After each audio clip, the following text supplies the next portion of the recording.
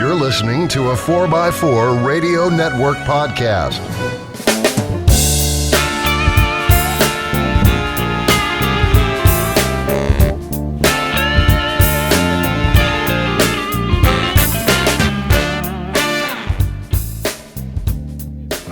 Hey, Jeeples, welcome to another episode of On the Trail with Kevin and Scott. I'm Kevin, the engineer, the general Jeep tech guy.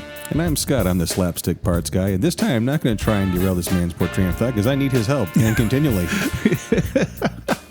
Well, it's always welcome, even if you are taking Jeep shots. Did you say Jeep shots or cheap That shots? too. Oh, man, we've been immunized from this humor. Yes. So while we will share what worked for us as well as what didn't, remember, it's always up to you to do what you want to do to your Jeep.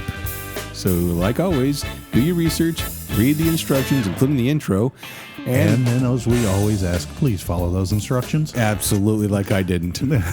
Hey, he got close this time, folks. I did. And despite the pun, the most we'll say about the ongoing pandemic is we hope you are practicing safe socializing. Yes. And even if it reminds you, as it does Scott, of what was the movie? Oh, Naked Gun 33 or whatever 33 it is. and a half, yes.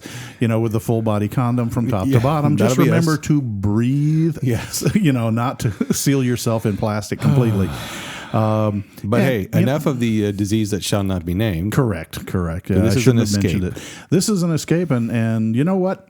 I've gotten more work done on my Jeep, and yours too, to mention it, because of the aforementioned, let's say, vacation from work. Well, vacations are usually fun, so I won't call it a vacation. No, this has been a workcation for you. Workcation. So anyhow, doubling down for me. Well, that's true. Scott is one of those lucky folks that he has been deemed essential. Yes. So car parts are essential. Yes, they are. On that note, though, another thing we will say, because again, this is uncharted waters, and it is a very interesting time for us all. Mm-hmm. To all of our first responders and nurses and listeners that true are doing essential that, people and God truck bless drivers. you. Thank you. I mean, and really, I know I saw one post the other day saying, when this is done, us truck drivers are going to be back to being scum of the earth. Not in my eyes. Never have been. Nope. And right down to the guys driving big Browns and the UP United Parcel Service and United Postal Service, as well as anybody delivering stuff to the doors. Right down to the guys at, let's be honest, the guy at the grocery store. Forklift drivers offloading Well, I'm talking trucks. about the guy just cleaning carts. Yeah. I mean, we've got folks out there that are spending their entire day wiping down grocery carts. Yeah. And that's fantastic. So and cleaning up, as you called them earlier, which has brought a chuckle, which we need chuckles now. Mm-hmm. What did you call them? A lung oyster. A lung oyster, yes. Because what I will say here in Florida, folks, is we are thankfully coming to the end of our annual spring yellow snow of pollens. Well, for you people up north, yellow snow kind of means pollen. I just kind of doubt as we said that, like, oh, it also means yes, where the dog goes. But no, we've had a standing joke down here in Florida. Just so you guys know, for those that haven't joined and haven't been to Florida in March and early April, the oak trees here pollinate so heavily it literally changes the color of your vehicle. You will have to run your wipers to see out the windshield of your Jeep. It's phenomenal. And so those of us that are not used to and immune to it down here, myself only being down here for 20 years, which is still considered a newbie in some places in Florida. Yeah. I'm definitely not a cracker. But as you can hear in my voice, I'm suffering from the oak pollen allergies. Yeah, that's one of our 4 seasons we have. We have pollen, tourist, hurricane, and what's the last season Hot. we have? Hot, yeah. And the funny thing is, you spend every day waking up going, okay, is this an allergy attack or I'm going to die in 5 days? I don't know which.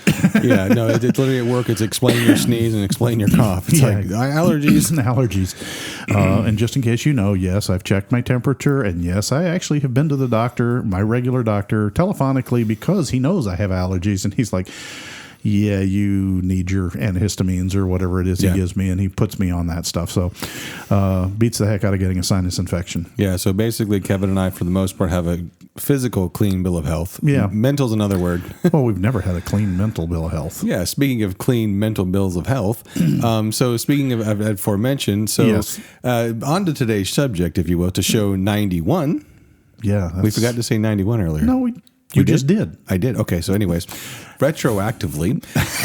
So as we always talk about the aforementioned wonderful flavor. You love that word, don't you? It's my new favorite word. Aforementioned. Last week was Ecclesiastic. Means you said it before. Exactly. Dang it, now I lost my train of thought. Anyway, that's my job. But anyways, we talked about, of course, everyone, gladiators, everyone's emailing me. Thanks for all the emails, by the way, guys and gals. But one of the things that came up is I was perusing he's trying to talk with big words. I am, because I'm going to be a college student here soon. But it was a very interesting topic. It talked about lift kits, and I almost chimed in because I have a lot of experience with this. Someone purchased a leveling kit for their Gladiator, and it's bulldogging. And he's like, well, what kind of spacer should I buy for the back of my Gladiator? And of course, everyone said, well, what brand of lift did you buy? And hi, Siri, what brand of lift did you buy? And of course, they lift brand X. And they go, okay, so your cheap lift didn't come with all the parts you need, and now you have to buy more parts, costing you more money. When in your same sentence you said, well, I guess I'll just buy a Mopar in a couple of years. Why didn't you buy the Mopar to begin with? And that led to other fights and hurt feelings. And you stayed out of it. I stayed out of it. I'm proud of you, Scott. Just social media alone this past 2 weeks, I have type, delete, type, delete, type, set the phone down, go somewhere and pet gunner. Yeah, you kind of have to watch it because, you can only suggest to people, and that's why we've always said to choose what you want to do your Jeep and then do your own research. And unfortunately, there's a lot of people out there that go for the quick off the shelf grab. Oh, look at that, that's cool, And if you don't do your research, you don't know that leveling kit A will raise the front end 3 inches, but maybe your model of Gladiator doesn't have that much leveling needed. Or gee, this kit's only $250, but the one that's adjustable is $400, so I'm going to get the cheap one. It's one of those things where again, there is no free ride. And I looked at kits for the Gladiator, and Dory said, knock it off, it's my Jeep. So funny how marriage worked that way. Well, no, she wants to do stuff. What's yours is hers, and what's hers is hers. Exactly. But we have to show the LJ a little love, which we've been doing. What? But again, watching that whole thing melt down on the Gladiator forum, it seems like, and it's very funny because I do have to digress and sideline for a second because we met Ian. I saw Ian Dickey earlier today. Correct. He runs. Ian, for those that don't know it, runs a small used Jeep. Car lot. It's a Jeep called Depot. The Jeep Depot. Yeah.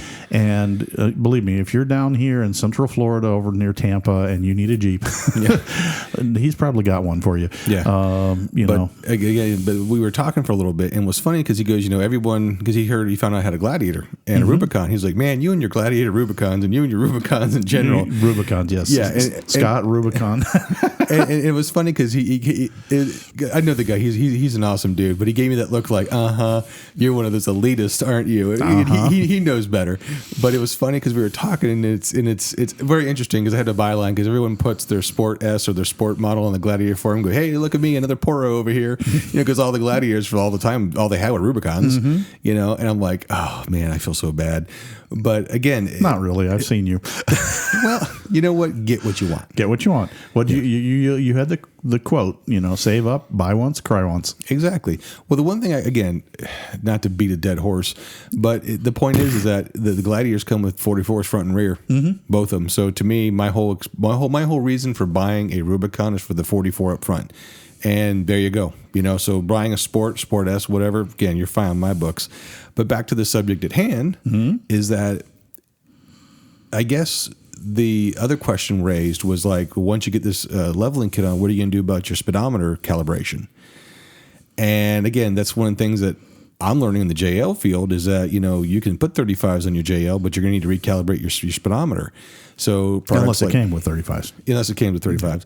Well, no, I think they only came with 33s. My Rubicon came with 33s. Okay. But anyways, point being is, you can buy things like the Taser, or there's some other programmable things out there right now for them. There's all kinds of ways now that speedometers are done on what's called a pulse drive. Yeah. And the calibration of that pulse drive is not mechanical like it was up through the TJ series, but is now electronic. So you have a set point in your ECM or TCM, depending on the vehicle in question. Yeah. And you just change the set points. And basically it's saying how many 10,000 clicks to the mile. Yeah, or revolutions or whatever.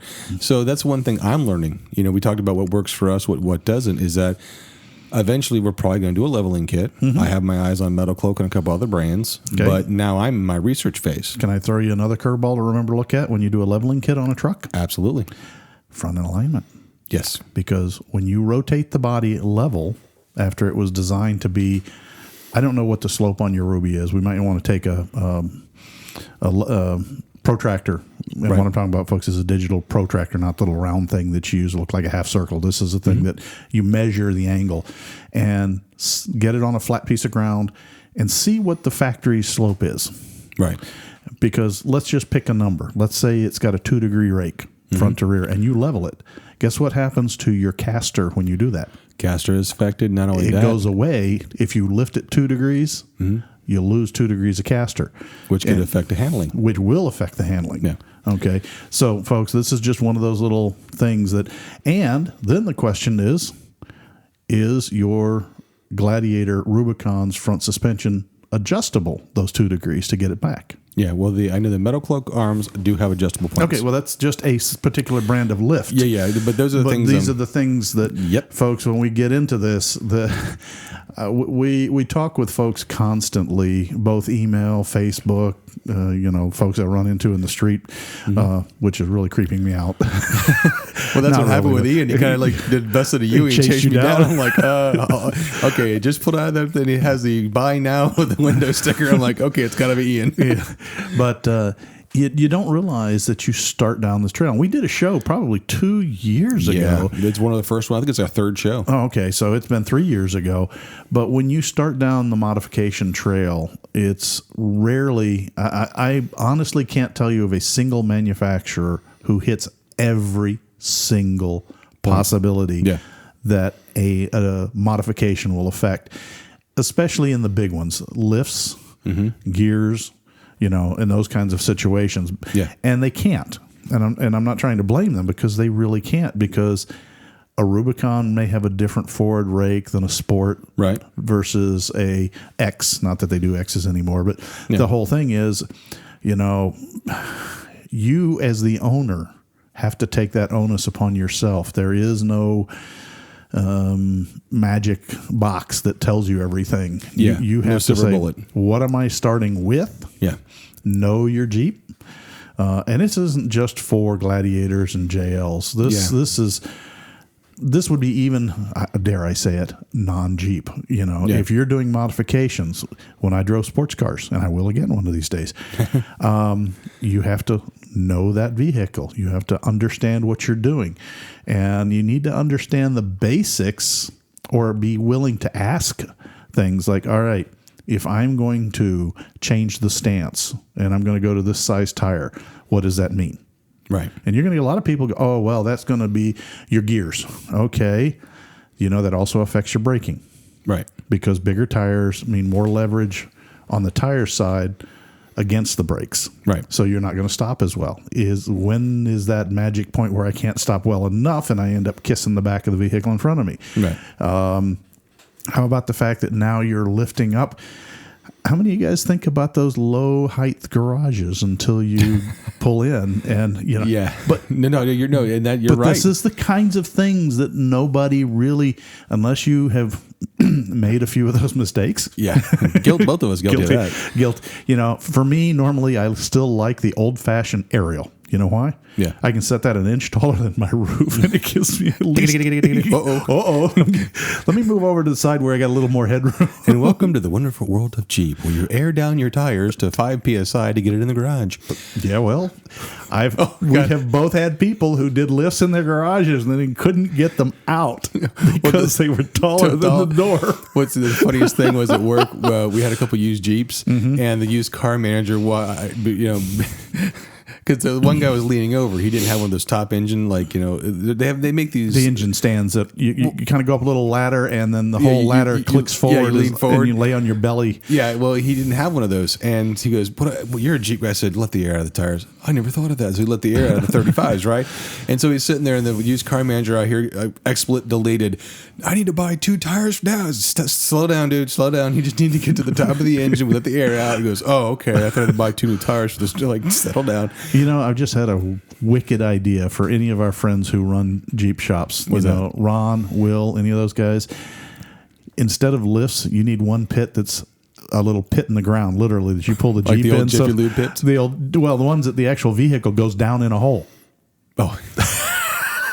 Down in a hole. You know, you have a 2-foot deep pit. You can walk up to anything and yeah, exactly. do tune-ups and do all the top-end stuff without anything needed. Just lay a 2x4 over the hood so you can just sit there and lay over the...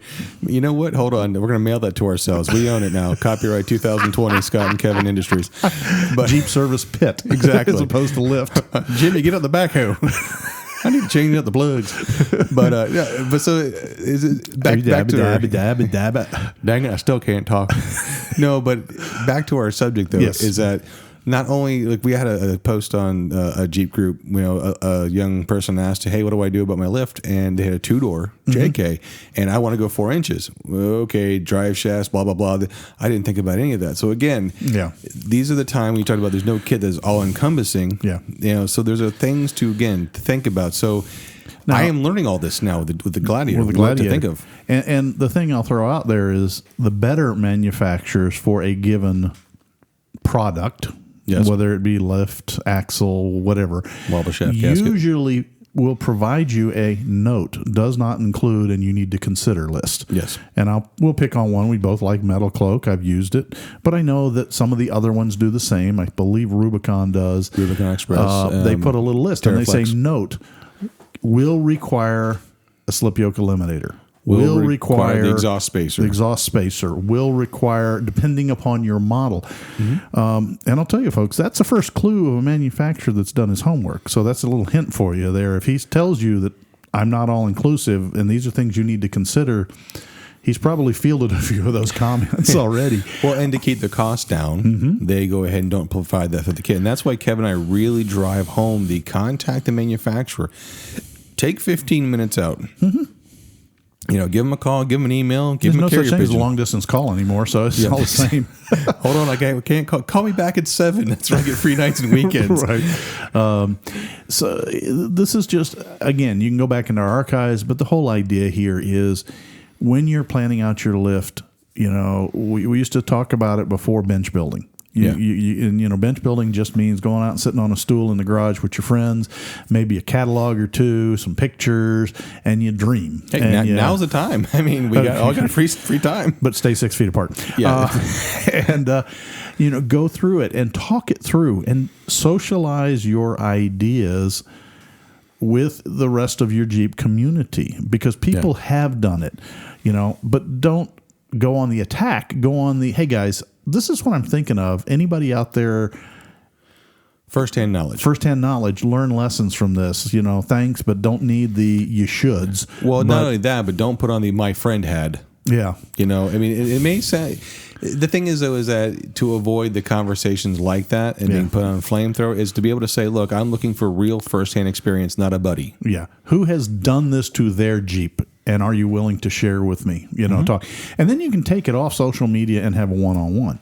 Right. And even then, listen with a grain of salt. Okay. We've got some friends that have done a whole lot of things, but they're also the kind of friends who Did a whole lot of mistakes to begin with. Well, I wasn't even going to say that. We're quite handy with a welder, a hacksaw, and if they needed to extend their exhaust, they went out and took a chunk out of their kid's swing set and welded it in, for a pipe. Dad, hush. I'm finishing the buggy. My swing set wobbles side to side. Yeah, that's a new feature. But toughened you up. Scott's back on track again, folks. But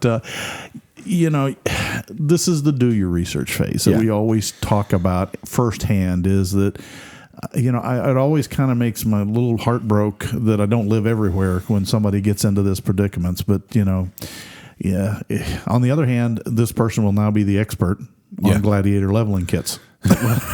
Well, to segue, because I want to segue a little bit, because again, talking about lift kits and all that, when it really talks about do your research, and me and you just spent a recent, 6 foot apart in the garage, taking care of some business, rebuilding the front end of the LJ. And I'm going to byline real quick. Sorry, did you have anything else to say on that one subject? No, I was just laughing 6 foot apart. Folks, just so you understand, I think those of you who are longtime listeners know this, that both our spouses work in the medical industry. And if there's anybody been tested, checked, posted, prodded, put in a jar of formaldehyde, it's been us. So basically, one of the things is that when, and here's what I have to say about doing your research and understanding the all-inclusive kit, again, may not work for your Jeep, taking into consideration the LJ. Okay. Yep. Now, if you have a Rubicon, you already have a slip yoke eliminator. So you hopefully do, but there's only Rubicon owners that don't know. Yeah, no, but there's some that have just bought it because of the sticker on the hood, Scott. So be honest. And we're going to get to that here in a second. Yes, we are. And so most cases, you don't need to buy a slip yoke eliminator. So if you buy a TJ short wheelbase, the lift kit may say requires slip yoke eliminator. It usually says depending upon your model, may require. So that's where, again, it's important for you to do. And I'm getting to this point for a second. The LJ, yes, it is a TJ from the rear door, or from the door forward. Let's just say, just for argument's sake, it's a TJ all the way around. It just has a 18-inch plug shoved in the middle. Yeah. So, anyways, you really don't, majority of the time, need a transfer case drop. Correct, but you may need an extended drive shaft. Exactly. So, on the Rubicons, you don't need it because, again, the MP241 transfer case already has a slip yoke eliminator. So what started this whole wobble is I took the transfer case drop off and did control arm bushings at the same time. To back up, folks, to fill in, Scott's Jeep came to him with a no-name lift with the regular spacer pucks to drop the transfer case and backup transmission for those that haven't played this game before. Right. I run that in my TJ, which is a sport chassis, so it's the short chassis. Correct. And I needed it even with an SYE, slip yoke eliminator, kit to prevent drive shaft vibrations, angularity. But that's also because I've got a custom built rear axle. I have, unfortunately, a short drive shaft that makes regular TJ drive shafts look long. Hey, you know what? Your drive shaft is made by Cryolla. So. No, it's Did I just say Cryolla? You did. It's a Tom Woods, but the point is, it's a tiny little drive shaft. It's a it's a stout piece of steel, let me tell you. Yes, that is. So the key here is that, yours, I'm not going to say yours will vary. Yeah. So the point is, though, is that the person bought this lift kit, and you see other shows for the brand, but it came with a 4-inch drop pitman arm. Yeah, that was a Lulu for us. Okay, so add on top of it. So you can tell when people buy because the name brand and it looks cool. So this previous owner had a Quadratec, I'm assuming, credit card, Quadratec winch, bumpers, rock slides, wheels, the whole 9 yards. A lot of my Jeep came from Quadratec. I got no beans. They are a dealer in a multitude of manufacturers. They're a reseller. And I'm not talking about them, but it's just they bought the name brands. Yeah. I'm going to use a 4-inch drop pitman arm because it came with the lift, and this Courier Correct Link steering looks nice and beefy, and I think it's a nice important part. I'm going to put that with the 4-inch drop. And when we get to the garage section and discuss the repairs we've done, we'll talk about the drop pitman arm. I had to stop and then think to myself, going, okay, you put a drop. sometimes throwing money at this Jeep was a not the perfect answer. example. Is buying the name brand and throwing money at it because it looked cool, or not doing the research. I don't know the previous owner's experience or level. Maybe they could have just been sold a bunch of stuff by a 4-wheel drive shop.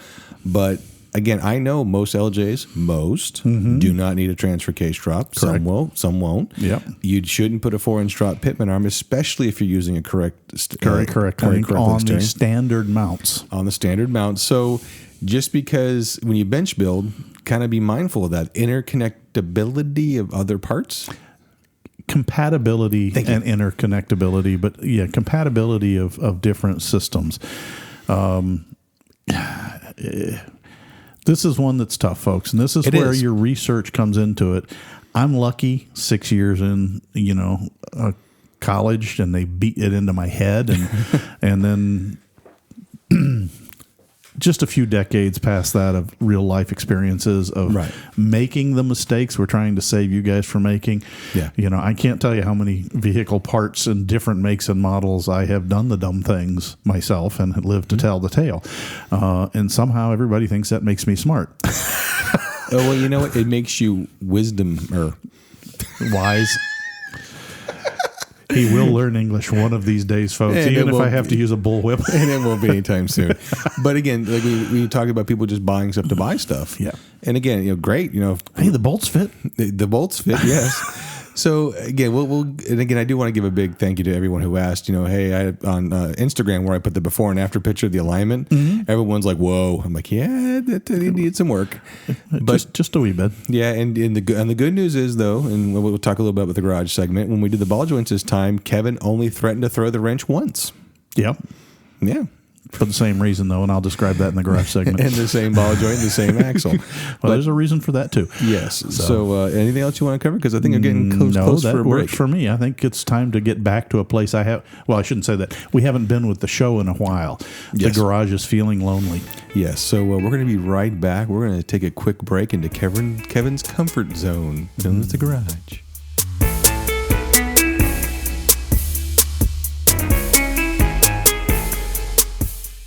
Hey guys, just a quick reference and then a quick reference.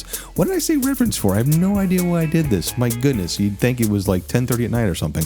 So anyways, just a brief little quick announcement to remind you to check all the great shows from Rest of the members of the 4x4 Radio Network. Yeah, you're listening to On the Trail podcast right now with Kevin and Scott. And again, a brief little quick note, just again, check out all the great shows and give those small businesses your business when you can. And also check out our Patreon page. Yep. Yeah, I'll try and put a link in the show notes. If I don't, well, we'll come back to that. We'll be right back. You know what, Kevin? One of these things I'm going to have to do is I think I'm going to have to throw in the towel and go back to broadcasting school because for some reason I can't words member. Get your merds wicks, do you? I get everything mixed. Hold on. Okay, I did put underwear then pants. Good, because I've been at work all day. Yeah, but you're behind a counter at this point, so... It's a good thing we got blue tape, 6 foot. Yeah, anybody tries to lean over the counter, you're authorized to smack them in the back with a ball with a baseball bat and shove them back 6 feet. No, we get the spritzer of alcohol. No. We can do it with a cat on the counter. No, off. Ow. So before we go into the calamity that was a Laurel and Hardy adventure of me rebuilding the front end of my Jeep, I do want to give a quick shout out and a thank you to Ron over at Red Scorpion for some help with some parts and the pitman arm. Ron, thank you. I really appreciate that. You got me out of a bind. Thank you, sir. So, folks, what we're going to talk about was last week. Well, actually, depending on the show. Yeah, last weekend. Last weekend, Scott I got this slightly quiet call that, are you doing anything this weekend? And I'm like, no. Oh, come on. Let's be honest. Kevin, I love you. And I said, what's broke? Nothing. And long story short, time had come to show the LJ some love, as he said. Spend a little cash on it. And he's like, I got to do the front ball joints, and I really would feel a little better if we did it where the tools lie as opposed to in the vacuum of your driveway. Well, that is a RV park.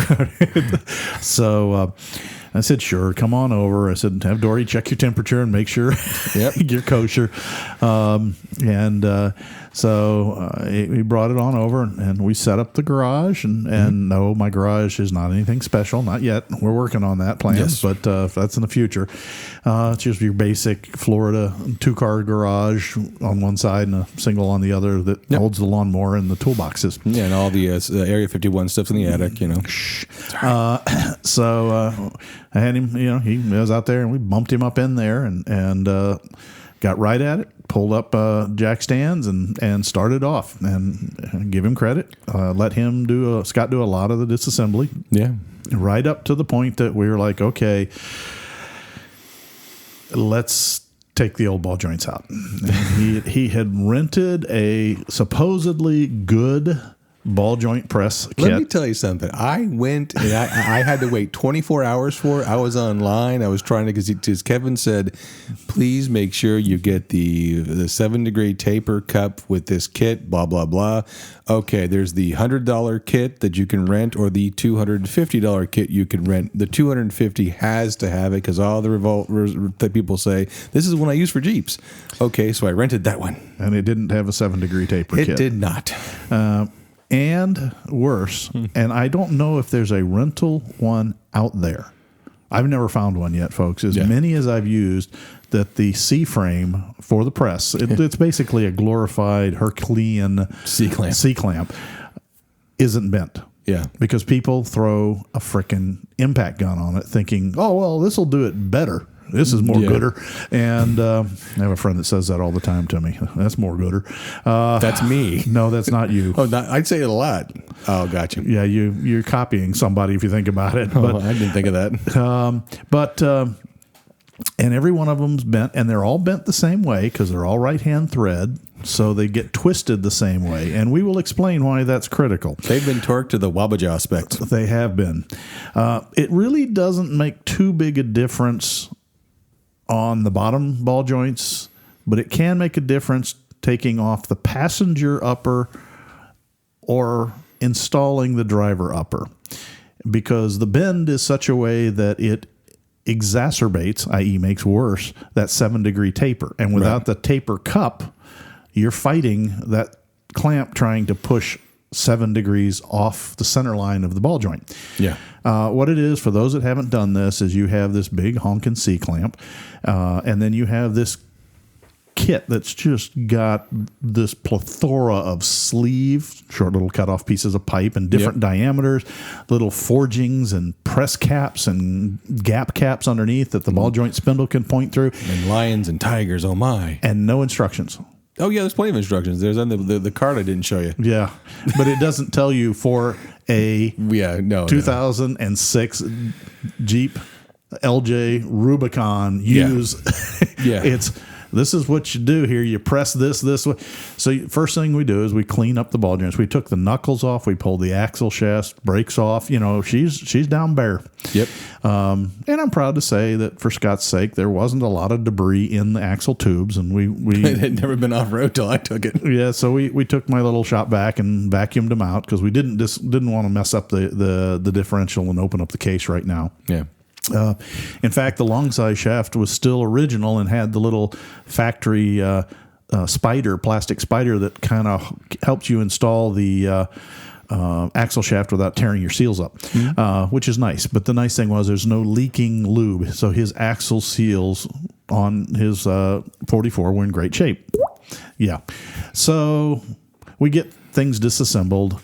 I got him. He actually broke a couple of the steering knuckles himself using the 3-pound hand sledge, and had to show him how to swing a hammer straight so that he didn't hurt himself. But he's like, it's not working. Here, swing it like this. Well, no, move this. No. Okay. But and then all of a sudden he goes, bing, and it goes, plunk. Then he goes, I got this big eye look. Go ahead. In my defense, you handed me the left-hand hammer.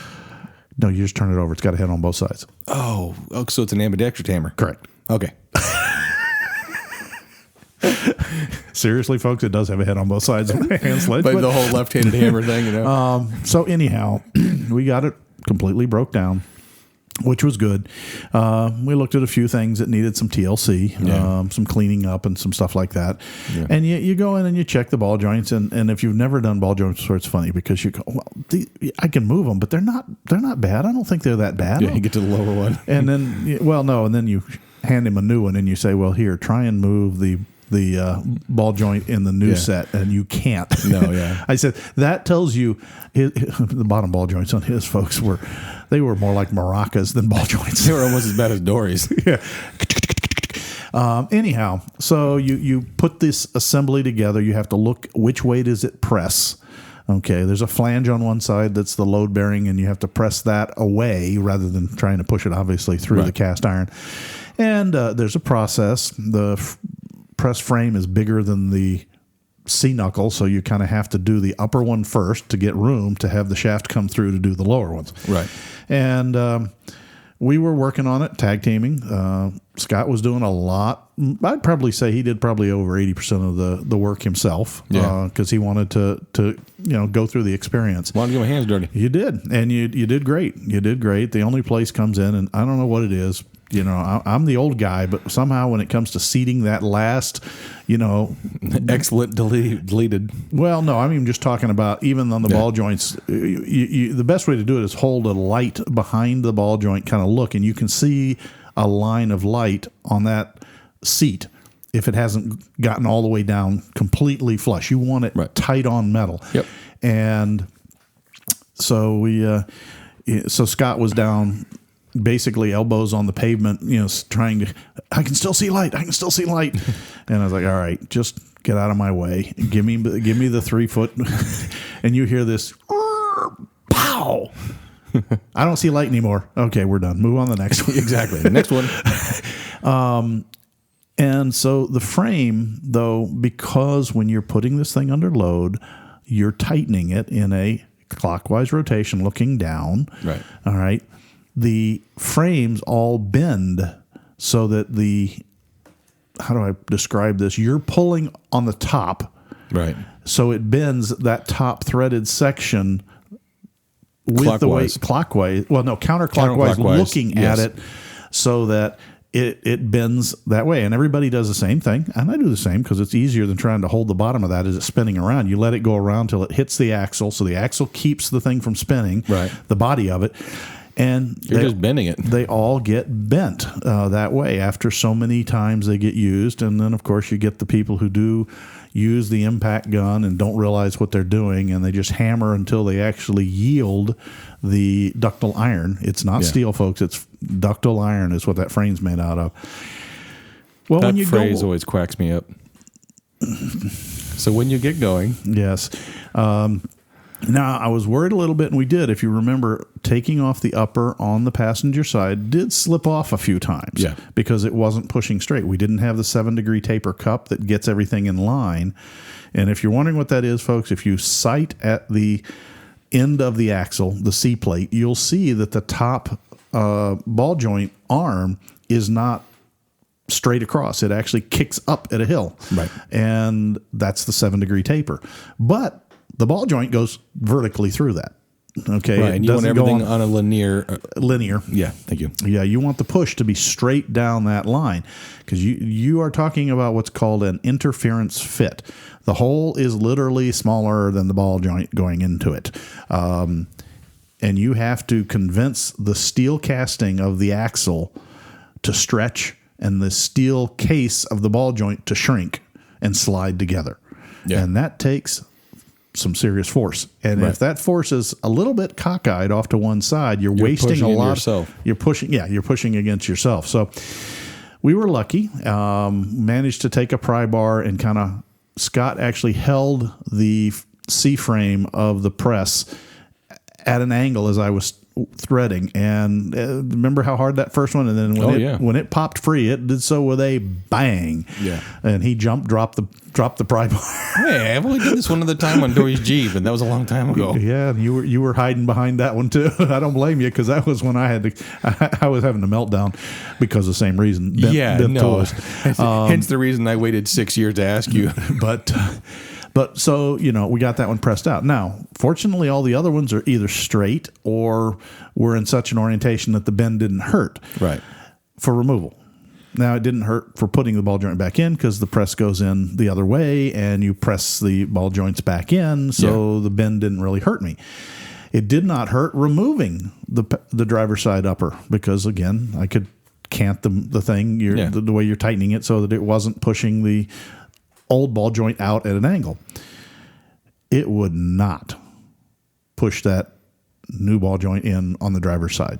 No. Every time I started it, it would start down and then it would cock off to one side. And once it cocks off, it's dug in. You got to go back it up. And we would tap it back out again and restart and restart and restart. And I finally got it down probably a third of the way. And I'm like, finally, it's explicative, not deleted. No, it wasn't deleted. And what scared me is I had a flashback to Dory's Jeep, same side, same situation, where you threw a wrench and I'm going, crap. And I sat there and I looked at Scott and I could see it in his eyes as, that fear, It's like helping a friend move. You're only allowed to do it every 7 years. And I realized that I'm doing 6 years on ball joints. So what I ended up doing, though, is I realized that we actually had, this full kit did have what they call a proper drive cap that went on the ball joint. Yeah. Folks, when you're driving a ball joint and if you don't put pressure in the right places, you can actually punch the actual ball joint, the taper and ball, through the cap of the housing, which we did taking the old ones out of Dory's Jeep. Yeah. But the drive cap kept everything centered. And I said, Scott, this is going to get a little Neanderthal. And what I did is I ended up taking a 3.5-pound hand sledge on the high side where it was cocked upwards. And I'm hitting it with a fair amount of force, and it would drop a little bit. And then I did stop as soon as it dropped, and then would shift the clamp and tighten the clamp to get pressure back on it, and then hit it a time or two again, and then just kept tightening back and forth, tap, tightened, and it wasn't tap. It was slam, tighten, slam, tighten. And then all of a sudden we got to where it hit a stable point, and it just started going down. Yeah. And it didn't go down easy. I was worried if it had rolled some metal out, and I'm checking underneath to see if anything's pushed out. But it went down clean the rest of the way and seated as the rest of them. So we were able to get over it. And then I just looked at him and said, next time I do ball joints, I'm buying my own kit, brand new. Yeah. And I'm going to use my freaking flat table to make sure that it's not twisted. Well, and that's one of the things we talked about with rental tools. They're a blessing and a curse. Yeah. I got my whole bit of money back, but people abuse them. Even the threads on had to clean the up rod. The screw thread for the jack screw, somebody had used it in one of the cups. Well, they'd used it in one of the cups that wasn't a push cup. It was they have these cup ends that fit over the different sleeves, and one of them has a closed end with a recess for the driver of that screw, and the other one's open so that you use it on the bottom side, and the bottom of what you'd think of as the foot of a C-clamp is actually a hole on the clamp, so that the spindle, the taper part of the ball joint, has something to go through as you're tightening things. Yeah. They had used the wrong end and had driven the threaded portion of the push screw, the end of it, into that cup, and it had boogered the threads. And then they'd forced it out, probably with the impact gun they used, and we couldn't get it to start. And when we were sitting there going, okay, now we know why it was marked bad tool. They said broken. That's the case. I'm like, are you sure? I went over to my strip sander, and I managed to smooth off and file that first thread. It doesn't really bear on anything. It's just and cleaned it up enough that it slid back in. So we restored their tool for them. You should have gotten the credit for that. So anyway, ball joints are not for the faint of heart. No. Is it doable by the average person? Probably. Yeah. Okay. If you ever do this, I'll leave you with one hint. When they bring out the rental tool, open the box. There should be a threaded rod and a big C-shaped component that's got a ring at one end, and the other end is got a hole that's threaded. Take it out and then lay it on the edge of their counter. Is it flat? And is it flat across the body? Or does the screw, when you screw the screw in, does it go down the center of the hole, or does it go off to one side or the other? Most of them go off to one side, If you're holding it in your hand, kind of like a pistol grip, it's going to go off. I think it was from the top will be to your left and the bottom will be to the right because they're bent.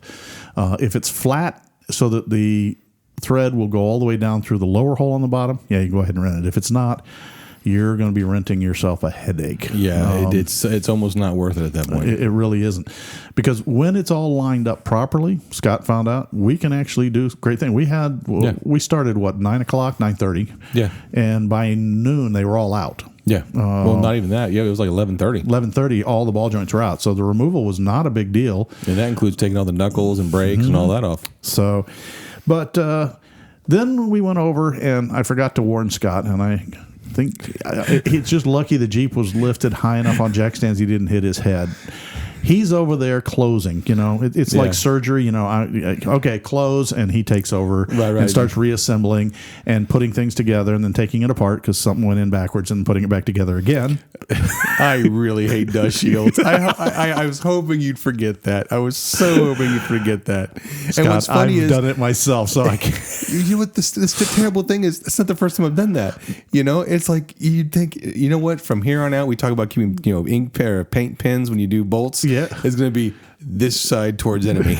You know what I mean? Something like that. Yeah, folks, if you've never pulled your axle shafts, when you have a TJ, a YJ, JKs, it doesn't matter. Yeah. The dust shields that go behind your brake rotors. Okay, they're important. They are. I know a lot of people throw them away, but they really are important. Otherwise, you collect all kinds of crap on the inside pad, and it wears really quick. Yeah. But you know what? It fits on backwards just as well as it fits on forwards. There's no clue if you put it on backwards, except that the pie pan shape of it won't let you put the rotor on because you'd be pushing towards the rotor as opposed to bent back away from the rotor. I was so hoping you'd forget that part. For those people who can't see this, I'm like giving him the slit eyes going. And I'm just sitting here going chuckle because I've done it too. I really have. And but anyway, I was under the front of the Jeep and had actually found the necessary components and took my impact gun and took the big nut off the steering box. I'm lining up the steering, making sure that I don't move anything. It only goes on in certain quadrants. And I put my puller on the drop pitman arm that was on his Jeep. And it was a drop one. It was from probably a YJ kit, I'm guessing, because they use a similar spline shaft. And Scott did have symptoms of pretty severe bump steer. And it has to do with the fact, and you can go back to this suspension where we talk this on one of our shows, but if your steering linkage arm from the pitman arm to the passenger's knuckle is not parallel, very, very close to truly parallel with the point of your track bar from the driver's side mount over to the axle mount. They're not going to be right in front of each other, but you should be able to stick a hand in between the two of them, make a fist, and go up. They should be parallel. The track bar does have a hoop in it to get around the differential. That's okay. It's really end point to end point lines. Right. And if they're not parallel, and Scott's was visibly probably 5 or 6 degrees different, what that means is the two bars move in a different arc when that passenger wheel goes up and down. Well, if they move in a different arc, they're going to be different lengths. It was so bad when I would accelerate hard, the steering wheel would go to the left by 20 degrees. All by itself. Yeah. But anyway, I put the puller on that thing and started tightening, and I forgot to mention something. So we can pause for a quick second? Sure. This next moment of scaring Scott is brought to you by my new concoction I made, which is when you mix laxative with alphabet soup and called letter rip, because this pretty much is exactly what is about to take place. So picture this, an innocent young parts guy working on his Jeep, constantly already grumbling because he put the dust shield in backwards, and is always worried about the one little small piece going fling into the stratosphere, going crud, that's probably important, the Jeep won't run without it, and already in deep fear. And as I'm sitting there with my head under the Jeep, again, prone to head injuries, tighten, bang! goes my head into the wheel well as I sit there and go, what the heck? I'm thinking I broke a bolt off, which is why baby Huey gets the stubby wrench, because my righty-tighty's become lefty-loosey so much. And literally that happens, and I literally soil myself. And I look over and he goes, oh, crud, sorry, I forgot to tell you that, as he's holding the pitman arm in his hand as it popped off of the Polar. So all those people think I'm the evil one, okay? Just remember the story. I really didn't realize that he would not figure out what it was, folks. But it was hilarious because I had set it up. I tried to be nice. I'd put the steering linkage on secondary jack stands so they wouldn't fall to the floor. You know, everything was supported. I just forgot that, you know, when you have a rusty old pitman arm that somebody put on, you know, 10 years ago, or whatever. Yeah. And the good news was it all went back on, and the new one went in place, and we connected it all up, and Scott's kind of looking at it, and I says, don't worry, we'll straighten the steering out, because guess what? When you take a pitman arm and you bend it, offset it in a Z, the arc it swings in gets shorter. So when you put the factory one back on, you got a big difference. You got a half a turn in your steering wheel. And what's even more interesting is that not only did he say, don't worry, Scott, we'll fix your pitman arm. I said, don't worry, Kevin, those shop rags won't be able to be used again. That's okay. We throw them away, get new ones. Kevin, when'd you get a baby? I smell diapers. So, yeah, again, another one. Another one for the uninitiated. Steering components are put on tight. Yes. Really tight. In Scott's world, they're 5 to 7 uggas. Yeah. You know, tight. Let the impact gun run until it doesn't turn anymore tight. Yeah, and then let the air pressure pick back up and then hit it one more time for good measure. You know, it's almost blowing out your own ring tight. Yeah, it's because you don't want that coming loose. That's one of those, this is a good way to die. You know, well, think about it. Would you like to have your steering wheel suddenly spin freely at 70 miles an hour? Clearly, you've never been driving that LJ. No, you could spin it violently enough to get some sort of reaction out of it. Well, it's really interesting is if you look at, well, we don't have the picture of it before, but, you know, Kevin and I did this little string alignment thing real quickly. Yep. And that was really cool because I drove it home. Everything was good, you know, and we were within 0.27 of toe. Mm-hmm. I mean, that was almost dead on, man. Mm-hmm. And folks, this is one that I'll have to do a video because there's no way to explain it. Yeah. It is not a true alignment. I told Scott that. I said, you know, but it is a quick and dirty way to get yourself close enough to an alignment shop to be able to drive safely to an alignment shop, and it requires no more tools than the wrenches to loosen the jam nuts on the adjustments. Yeah. And a piece of mason's twine. And he's looking at me going, No. Because I know you're right, but what's funny is I'll get to that story when we finally got to the alignment shop here in a second. Yeah. You know, not only does he's looking at this roll of yellow. Actually, I think mine was yours is pink. Yeah, it was the pink. It's the red that becomes pink in Florida sun. And I'm tying. Hey, look, it comes in a multicolor pack. There was green, yellow, and pink, and it's the last thing was pink, and so it's just now getting used. A minute ago, it was red. No, it was red. I know. I'm messing with you. But when you take red cord and stretch it, yeah. You know, and I walk to the back, and he's going, "How does this work?" And it says, "You just."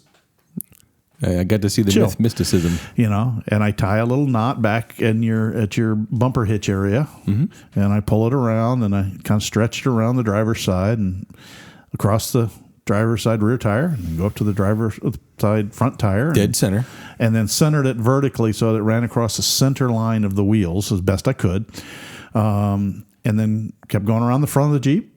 Going across the passenger's front tire, and center it again to the back, and then kind of give it a real good. Mason's twine has stretch in it so that it doesn't sag. Right. And stretch it out, and then tied it back on the same spot on the back. So imagine this little pink line running around the Jeep.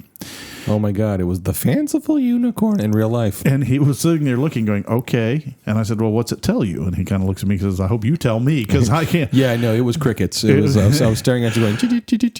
So I said, "Well, here's a couple of things that we're going to look at right now." I said, walk back to the rear tire on the driver's side, and how is the string touching the tires? And it was in full contact for the aft portion of the tire and the forward, the bulges that you see on the sidewalls where they bulge out. Mm-hmm. And we went up to the front, and it was not touching the rear bulge, but it was touching the front. I said, okay, so we're turned to the left. We went over to the other side, and of course the front's not going to do anything since that's the stretch point there, but it still gives you an idea, and that was touching both. And then the rear was touching both again. And I said, okay, well, that tells me something. But first thing we're going to do is center up the front, regardless of the steering wheel. And I said, you stand on the passenger side, and you watch where the string touches the rearward bulge of the tire. So, folks, if you think a horizontal line right across the middle of the tire, the sidewalls kind of bulge out from the tread. They bulge out, and then they go back into where they meet the rim. Right. And you're looking where the string touches. And I says, now I'm going to start slowly turning the wheel. You tell me when the string just leaves the rear, bulge of the tire. Mm-hmm. And you turn it, and you go, it just left. Back. Okay. And I noted where the steering wheel was. And I said, now we're going to go this side and do the same thing. Nope, here's the steering wheel. And we did it a couple times till I got a pretty good average. And I said, okay, right in the middle, there we are. Yep. And I said, now, the steering is straight ahead. Your wheel is upside down. I said, now that we're centered, let's go back and look at the rear axle again. Right. And we looked at the rear axle. And the passenger side, we were in good contact on both and rear. And you can actually kind of plink the line and see how tight it is. And it was pretty tight on the forward bulge of the passenger's rear tire. Mm-hmm. And we went back over to the driver's side, and the rear bulge obviously was in contact because that's where it first comes around. Right. But the front bulge of the tire was about an 1/8 inch off the string.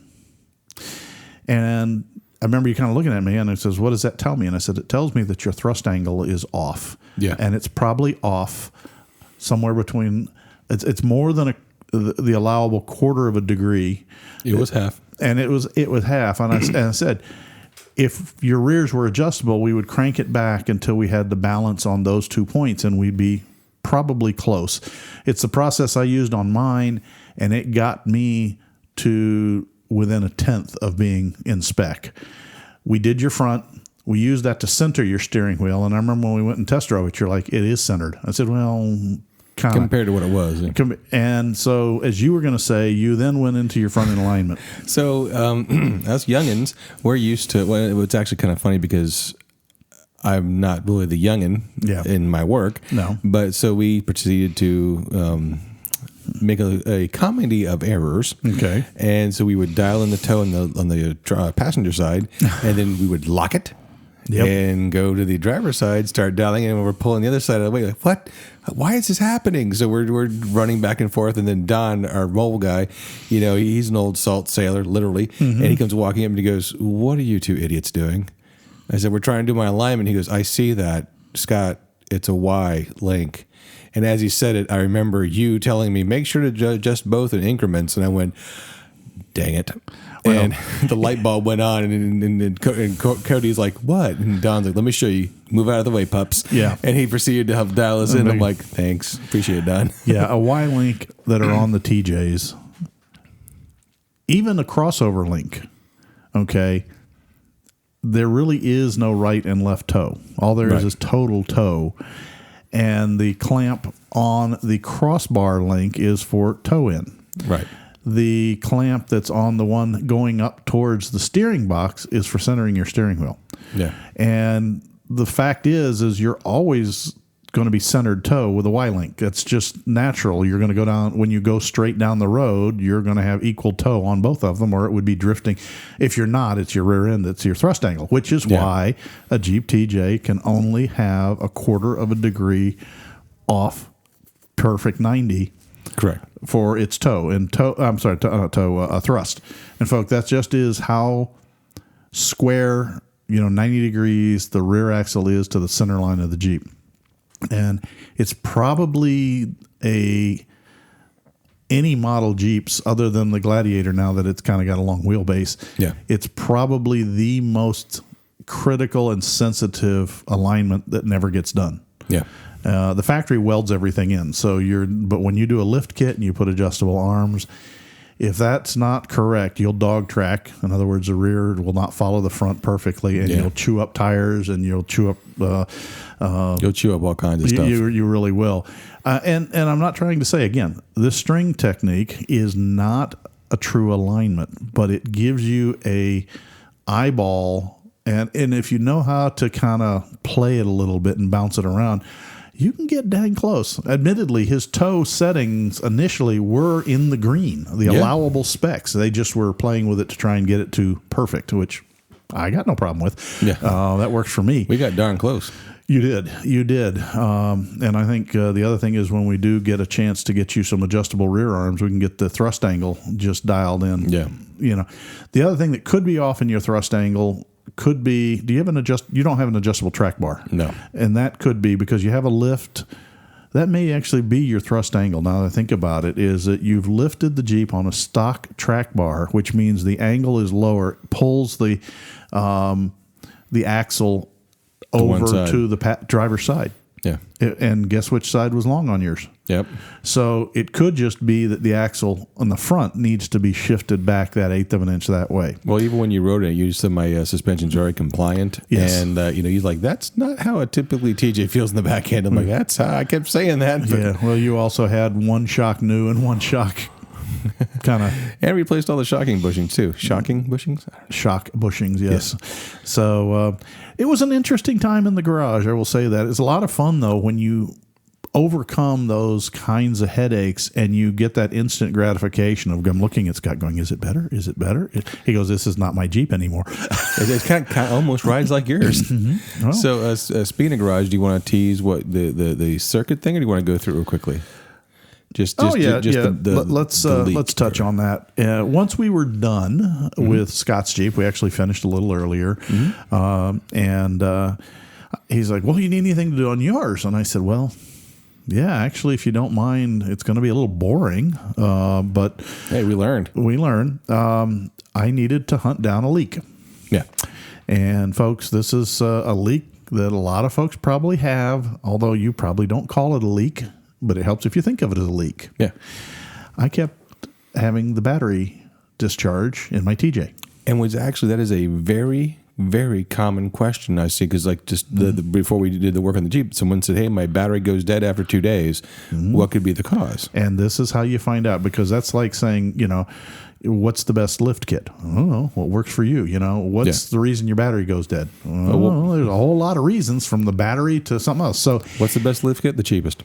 Yeah. I'm kidding. Yeah, you'll pay for that one. And it won't be me. It'll be somebody. But no, if you think of it as a leak, and that's why I told Scott I was hunting for a leak, and he goes, What? No, you ain't got no coolant. Yeah, it's dry. I said, not that kind of leak, bub. Not that kind of leak. It's a current leak. Yeah. And I said, this is a very good quality battery. It's recovered from it, and it gotten bad enough that I was keeping a battery maintenance device plugged in to make sure. And I thought it was the steps. And he said, Scott said, well, was it your steps? Because we've been fighting with some of the step issues. Nope, I've had them turned off. He says, are you sure? I said, well, we're going to find out. And so we're going to go on a leak hunt. And I could see the look in his eyes, like, oh, dear heavens, how are we going to do that? How do you look for leaking electricity? Well, that's my big question is, do you use a typical AC dye, or how do you? Exactly. Well, you overpressure the lines and look for bubbles. Wait a minute. Does that mean you just put in a 40 amp fuse? Yeah, put a 40 amp fuse and run your hand down the line. No, hook it up to a coil. Tell me what ignition coil. And not funny. Not funny. Not funny at all. Only because you've been bit by a coil, and so have I. Yes, I have. Dad said, hold the screwdriver. Let's see if it's getting spark. Yeah. What? Zap. I hate you. I guess, when you've been around, I'll have to give you credit because you've lived through that. I've had the same thing, and I still remember when the first high-energy ignitions came out, and I got my first 40K bite. Oh, I got him back when he said, hey, go. He had his head near the engine. He goes, start the car. I'm like, it won't start. He goes, what? So he sticks his head further, and I hit the horn. Yeah. So anyway, folks, now what we did was a little more of a trick. And This is a really cool trick. if you have a voltometer, now any good mechanic who understands electricity will tell you this trick too. It's a very, very simple one. If you have a voltometer, VOM, a multi-tester, another way to call it, one of them there things that people use to read 12 volts on the battery, or it has a little setting that if the tips of the probes stick together, it beeps at you. Yeah, I mean, it's not a fluke. You just got to... Mine is a fluke. Well, the funny thing is, you're talking about fighting leaks. I started to. So, where do you spray the soapy water? Sorry, far, far away on your hands when you're washing.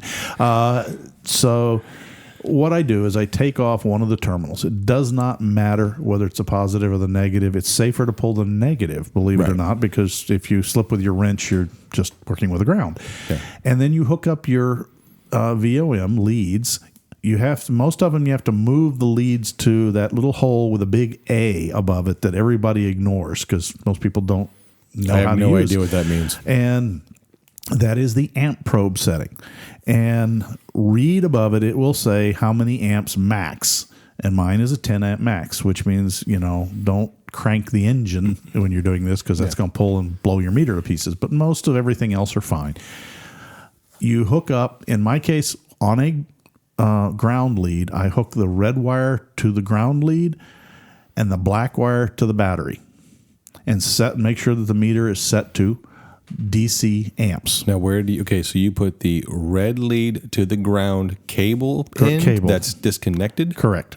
And you put the red lead, or the ground lead to where? The black lead on the meter to the negative terminal of the battery. Okay. In other words, you're just as far as the meter seeing is, you're just dealing, the meter sees that ground cable as bringing current because you left the positive hooked up and everything's going through there. Right. Now, the first thing that happens when you turn it on is you look at it and you go, oh, goody, goody. I got an amp discharge running. And it's going to tell you right there with the battery sitting still, nothing on, the keys out of the ignition.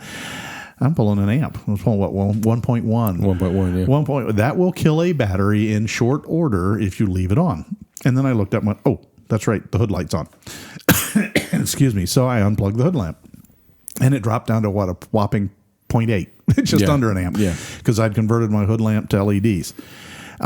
Then we start probing. And when I say probing, it's not what you think. I got a small pair of pliers and started with the underhood fuse block. And I started pulling each relay one at a time, looking for a change in that meter. Right. And drastic change. Yeah. I mean, occasionally I'd have a little wiggle, but it'd always go back. Nothing changed on the relay. So I didn't have that. What does that tell me? That tells me I don't have a stuck relay bleeding the battery down. Right. Then I started with the fuses, and I just go in line. Nothing spectacular.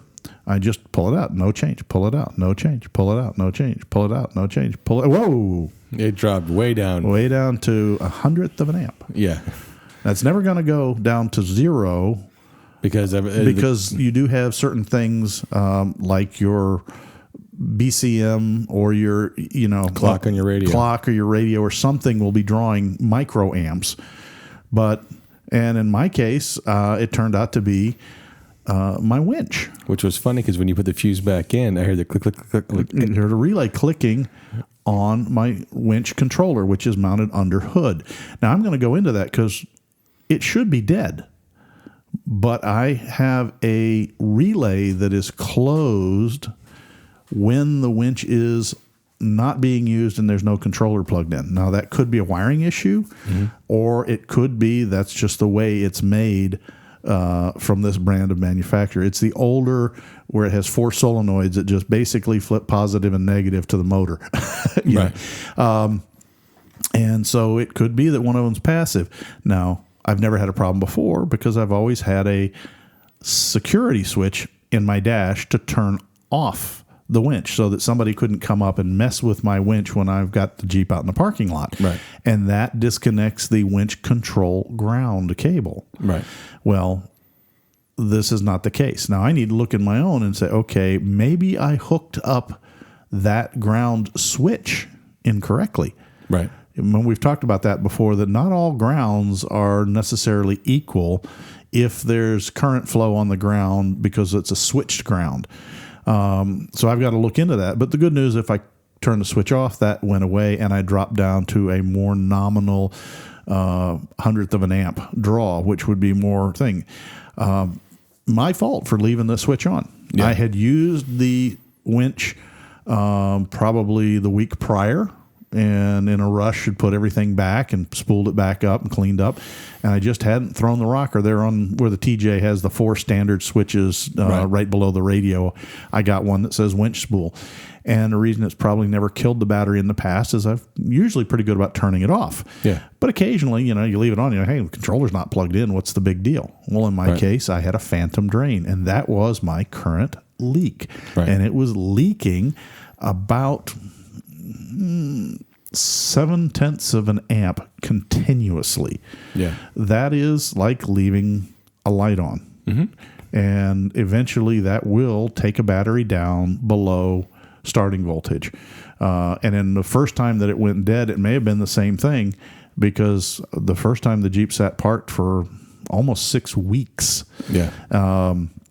Now, if I know I'm going to leave it for 6 weeks, I will go and disconnect the battery, the negative terminal, just loosen the bolt and disconnect it, or plug it in and leave it sit there on a trickle charge. Strike that. A maintenance charger, folks. That's different than a trickle charger. In the old days, we called them trickle chargers, right? But that was flat and unregulated, and that can boil off your electrolytes. Mm-hmm. Maintenance chargers do not. They go through the cycle. We've talked about batteries before. You have bulk charge, absorb charge, and float charge. And a true maintenance charger oscillates between monitor, doing nothing, and float. Monitor, float. Monitor, float. And it will only bring in float when the voltage drops below a certain set point. Some of them it's 12.2, and the other ones it's 12.3, right? Where it doesn't take much to top it back off, and that keeps sulfate from building up on the plates, as well as some other electrolyte issues, water loss and that stuff, without boiling off water by overcharging. So this is a trick. Now, we were lucky. We discovered the drain probably, I was about 3/4 of the way through the under fuse block, under hood fuse block. Had I not found it there, I would have gone in and gone to the inside block and worked my way along. What does that tell you? Obviously, it tells you what circuit is draining. Mm-hmm. Okay. Number 2, if you have multiples, it tells you how much is going on what circuit. Mm-hmm. So it really cuts down the amount of research you got to dig to find your loss. Mm-hmm. If it doesn't change it at all, you have a short somewhere before your fuse boxes. Yeah. Okay. Because the fuse boxes are disconnects. And if you look at your wiring diagram and factory service modules, you're going to find out there isn't a whole lot that's direct connected to the battery unless you added it. And that could be your source of drain. So don't forget I'm a big one of modifying the fuse box to add fuses, and that's what that off-road was not used on my Jeep. I used that to power my winch controller. Correct. But those little few inline fuses that come with all those accessories that you got. Yep. You got to go through it with those too. But the neat thing is it's really just you don't have to think about it. You don't have to write it down. You just hook in your ammeter, set it to amps. You'll see your leakage. Clear as day. It's going to tell you it's right there. There was even one point where your leakage went to 0. I'm like, what the? That's the thing. The clip fell off. for a brief second, we kind of looked at each other and went, oh. But, it's not a bad thing to do when your Jeep's healthy. Yeah, it's periodically. And say, what is my base draw on my parked Jeep? Everybody says, well, the key's off. It's fine. You're going to find out that if you do an amp meter reading, which is a true measurement of current, okay, voltage is equivalent to water pressure. Current is equivalent to volume flow. Right. And pressure doesn't necessarily make water go away. Okay. Yeah. Current does. Flow does. Flow's how you drain the bathtub. So you kind of get an idea of how big's the hole in my bathtub on a regular basis. And if you sit there and see that, you kind of go, oh. Mm-hmm. You can get higher capacity amp probes, both DC, AC, or combo ones. They're expensive. That's why most of just the techs do them. And you can do those where they clamp on and you can see what your starting amperage is. You can see what your alternator is charging. Don't try and do this with a handheld meter with the engine running. You will fry the meter and scare the you-know-what out of yourself. Well, no, you'll let the magic smoke out of it. Driving a vehicle with the battery unhooked, which we said is a big no-no. No. So you don't try and do it that way. This is a engine off test only unless you have the training and the equipment for it. But you can really go through a lot of situations with that and kind of find your way around. So little double segment there. That was all in one day in the garage here. And we actually got it cleaned up, swept up, trash thrown away, and Scott made it home for dinner. Exactly. Well, speaking of which, I think it's about time because it's been a long show, which is good because we want to cover a lot of topics and give you guys some bonus stuff because, some of you guys might be home and, nothing Need to do. something to listen to. Exactly. Yeah. So on that note, we're probably going to go ahead and get out of here, but we want to take a quick little break just to remind everyone to, again, check out your small businesses. And Mark from Wrangler Fix also said he's got something in the works. Yeah. They may have cracked a secret code, so hopefully we'll get some information here in the next couple of shows and find out more about that. Checked about 3-4 shows back for a whole big show on Wrangler Fix and how they're helping those of us with the late 4s, 5s, and 6s and the ECM issues. He is a Floridian down here, so we kind of have a special heart for those of small businesses that spend money down here in the South. But he is down south in South Florida, so he's healthy and good, so that's good. So that's good. Well, I think it's time we've done enough talking. I do. Time to lock up, put the Jeep in 4-low, hit the trails. And thanks for spending time with us, and as always, wheel legal. Tread lightly. And remember to take nothing but pictures, memories, and your trash when you leave the trail. All right, well, be sure to check in for our next podcast of On the Trail with Kevin and Scott. Bye. Bye now. Proceeding has been provided for entertainment only. Proper service and repair procedures are vital to the safe, reliable operation of all motor vehicles, as well as personal safety of those performing those repairs. Standard safety procedures and precaution, including the use of safety goggles and proper tools and equipment, should be followed at all times to eliminate the possibility of personal injury or improper service which could damage the vehicle or compromise its safety. What he said. Thanks a lot for listening, guys. You guys have a great day. Bye.